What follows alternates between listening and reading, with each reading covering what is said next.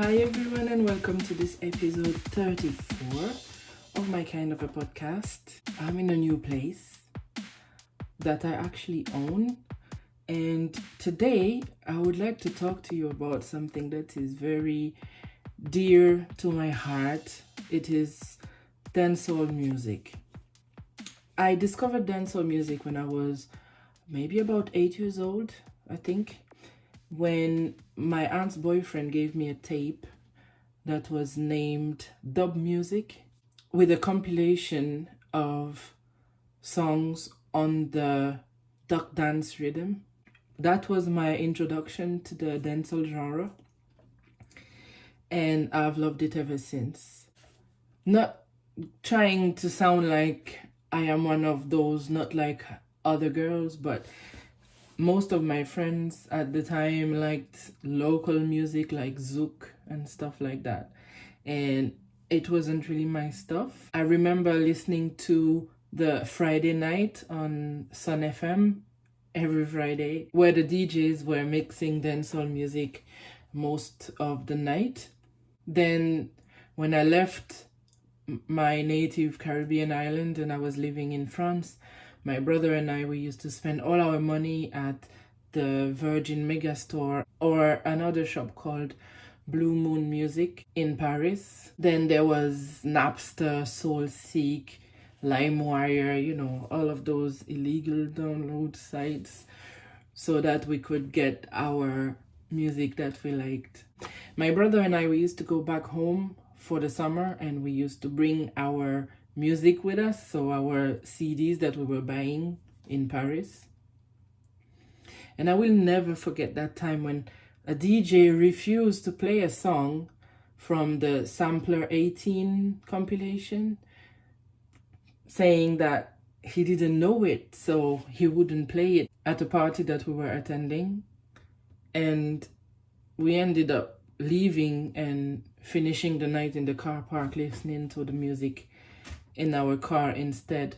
And the following summer, Sampler 18 was the compilation that everyone needed to have, and that was playing non-stop on the radio. That was in the late 90s, early 2000s, but soon with the internet, the amount of time it took for music to come from Jamaica into the French Caribbean became a lot shorter, so people were more up to date, and dancehall music became a bit more popular in the French Caribbean, even though it was always a bit hard to make Jamaican artists come to the French Caribbean. I remember that when Shabba Ranks came for a concert in the early 90s, there were graffitis everywhere saying that they didn't want him to come to play in Martinique because of the slackness of his music. Now, it's not really the case anymore because dancehall is more popular and more mainstream, but there is always that stigma of the kind of people that attend dancehall concerts not being the nicest of people and bringing crime and debauchery, which is one reason that a lot of concerts end up being cancelled or having to change venue at the last minute because the local population voices concerns about the type of people who will be attending the concerts. I remember that my first actual reggae concert that I attended was Morgan Heritage back in Martinique, where they were supposed to be at a specific venue, which was cancelled at the last minute by the mayor of the city where it was, because they didn't agree with having reggae artists performing in their town. So the concert ended up happening in a nightclub, which wasn't ideal, but better than nothing. And I really had a good time at that concert with my brother. Nowadays, I don't download music illegally anymore. I have a subscription to a legal streaming service, so I can listen to anything that I want to. And I always go back to the heavy bass and the dancing rhythms of dancehall music. Once again, not trying to sound like not like the other girls, but my consumption of dancehall music, even from the beginning, was a little different to that of most people around me in the French Caribbean, because I always wanted to know what the songs were about. I wanted to understand the lyrics, which wasn't the case for most other people who just enjoy dancing to the beat. Nowadays, it's a lot easier to find song lyrics online, and I am married to a Jamaican man, so if I want to know what the songs are about, I can find answer quite easily. It was always so funny to me that people loved Heads High by Mr. Vegas, and they had no idea that it was about asking girls not to suck dick. In every family gathering, like weddings, christenings, birthdays, there would always be a moment where they would play the raga music, and it was quite surreal to see Granny and Auntie dancing to Jack It Up by Sprague Benz, which is basically a song about the singer's dickhead, or Shabaranks praising his mother who doesn't suck dick in Dembo. Dembo being that very well-known song which originated the whole reggaeton movement literally on its own. My brother always told me that if people could understand the lyrics of the songs, it's very likely that they wouldn't even listen to them at all. Because I like to look at things through a scientific eye most of the time, I went ahead and separated dancehall music into 5 categories. The different themes that are coming in the different songs that exist. The first one is the songs about the weed, about marijuana, about ganja. The link between dancehall, reggae music, and Rastafarianism is very clear. And songs about smoking weed are probably the least problematic out of the 5 that I have come up with, especially now that weed was decriminalized in Jamaica since 2015. I could have actually just merged this theme with any other of the 4, but because it's so prominent, I thought it would make sense to give it its own category. Number 2 is party music, music to dance to, music to have fun to. It's the type of song that justified the style of music being called dancehall, because it's the type of music you dance to. The themes are very light, very broad. A lot of them are about different dance steps that artists come up with, or they talk about drinking alcohol, or they are just about talking about the town that the person singing comes from. There is nothing really controversial about most of these songs. Maybe the videos tend to be a bit on the raunchy side, and maybe there are a few swear words here and there. The kind of music that everyone just enjoys dancing to.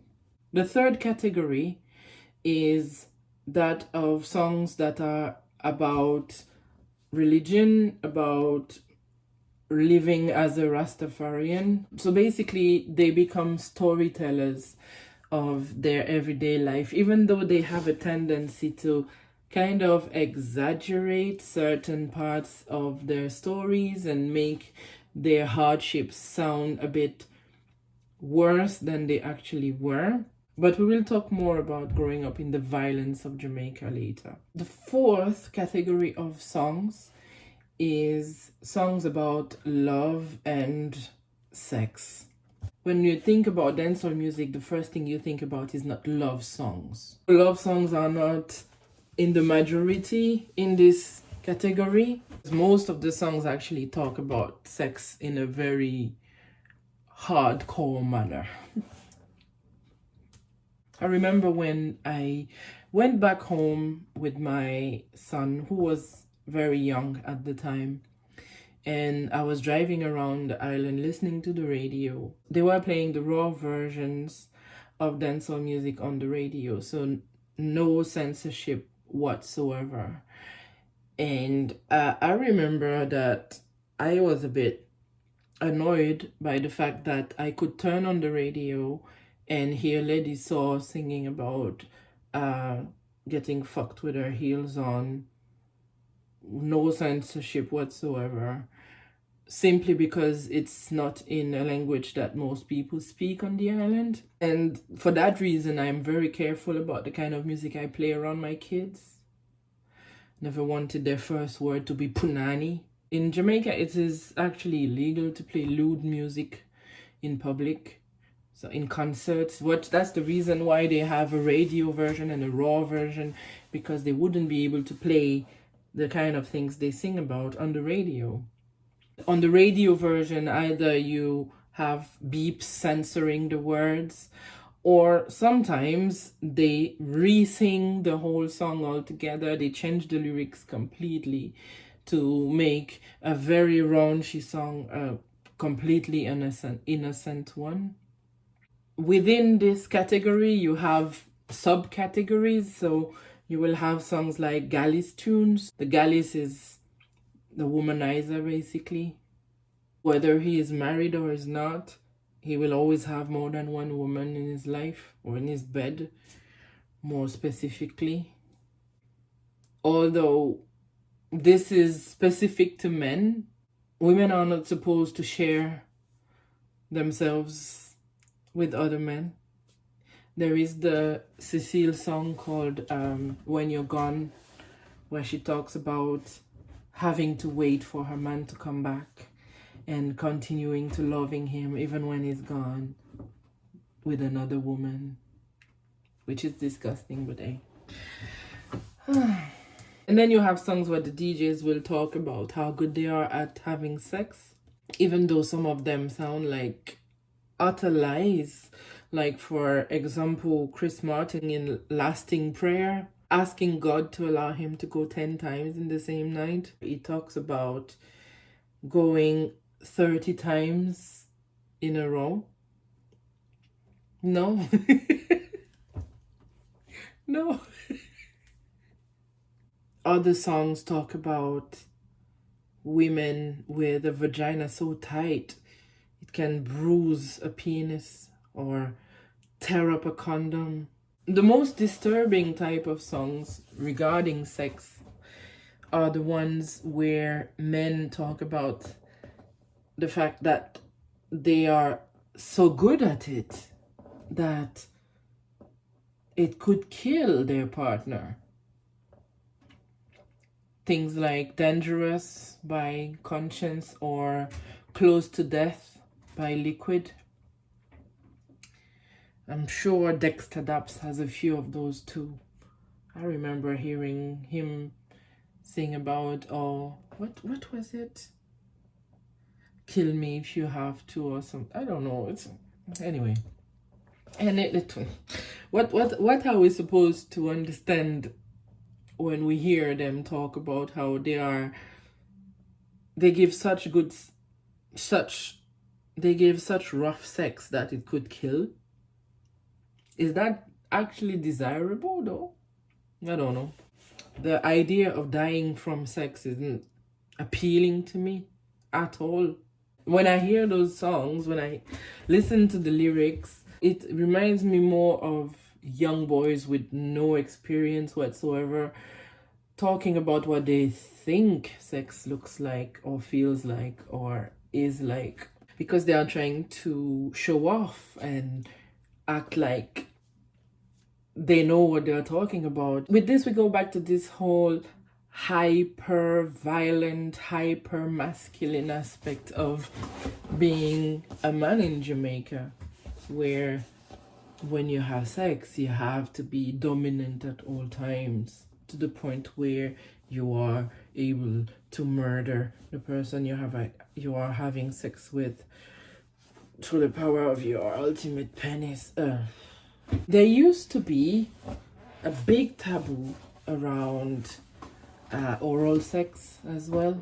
This started to change recently, where a lot of men particularly started to sing about how they do enjoy a bit of a suck. But for a long time, it was really frowned upon.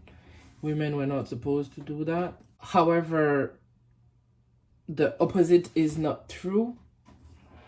Men do not give oral sex in the dancehall culture. Well, according to men, they don't. But some female artists do talk about how they do, but they just don't tell people. Lady Saw had a song called Two Man, talking about how because her husband doesn't go down on her, she has a lover who does.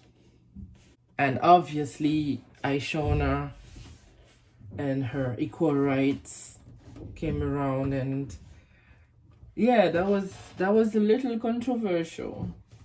And I wonder, why is it that men have an issue with oral sex? And I think it comes from the fact that it is not a very masculine act to perform. Even the word that they use to talk about a man who does that is bowcat. And a cat is not usually considered to be a very manly, a very macho, a very masculine emblem. In dancehall culture, sex is a violent act. Men dominate both physically and psychologically. And going down on a woman being so frowned upon is just one of many examples of things that men forbid themselves from doing by fear of seeing themselves stripped away of their masculinity. Because a real man doesn't use his mouth when they have a dick, you know?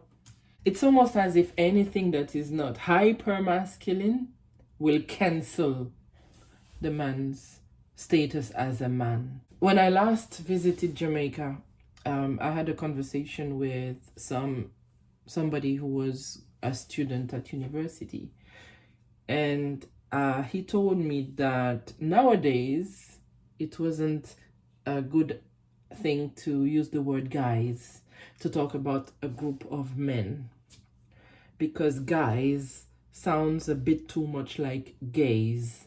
And if you are calling people, oh hey guys, it's too close to calling them hey gays, and therefore that you can't do that.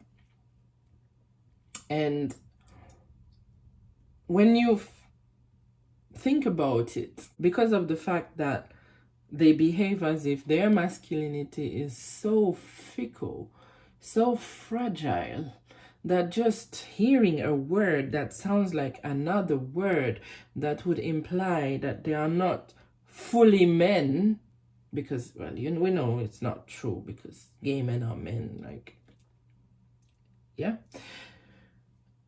It's not okay. They cannot accept to hear a word that reminds them of another word, that reminds them of the fact that it is possible that they might not be as manly as they think they are or present themselves to be. It's ridiculous, but what do you want? I do have to concede the fact that homosexuality is still illegal in Jamaica. The rejection of homosexuality is kind of a cultural thing that is very deeply rooted in people's mentalities. Many dancehall songs talk about gay men having to be taken out of the surface of the earth. Sometimes I wonder if it comes from the history of slavery, where black men were not considered to be men, really. So in the back of their minds, anything that suggests that they are not as much of a man as they believe themselves to be is a bigger insult than it appears to other people. Not that I want to use slavery as an excuse for people's behaviors.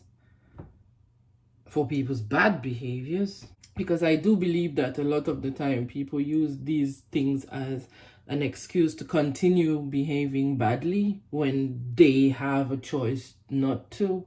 But it is possible that there is a link between those two things. Now, the fifth category and the last one is songs about violence. We kind of touched on it earlier when we talked about the storytellers, but this one is more about people getting murdered. Sometimes it's more of a metaphor, you're not actually getting murdered, but it's like a lyrical murder, if you like. There is a culture of musical battles and clash and things like that. So when another artist or another sound system is better than you, you've been murdered lyrically or musically, you know. But once again, it is about affirming masculinity in a very violent way. Busy signals stay so is literally about how somebody's murder is just one phone call away. And I do believe that there is something wrong with glamorizing ultra violent behaviors through the music, because violence is a problem in Jamaica. The amount of people who lose their lives because of gun violence is extremely high and very concerning. And I know that it is possible to make artists shift the focus of their lyrics, because, for example, the reason why there aren't so many homophobic songs going around is because artists like Buju Banton or Elephant Man were unable to perform abroad because they had too many of those homophobic songs in their registry. And because it was hurting their pocket, they were not able to get as much work, as many contracts, as many features with international artists because of those songs that they used to sing. They changed the topics of their music, and Elephant Man just became a hardcore party song artist. If there was a concern for the amount of violence that is expressed in dancehall music with the general public outside of Jamaica, if any of the topics that they were discussing in their songs were causing them to lose work, they would shift. And I do see a change coming. I do see that a lot of women are coming to the forefront. And maybe it's a bit of a cliche to say that once again, women come and save the day, but they are taking a lot more space in the culture, and they are trying to change things, coming up with other types of songs like Queen Ifrica talking about domestic violence, Spice talking about skin bleaching, or like in Like a Man when she talks about the position of women in the dancehall industry. I don't believe dancehall will ever be completely unproblematic, but I think there may be a day when most of the songs are going to be about smoking weed and having fun, and less about killing people and with a gun or with a dick, you know. There has been a shift. There are a lot of songs talking about women having more than one partner.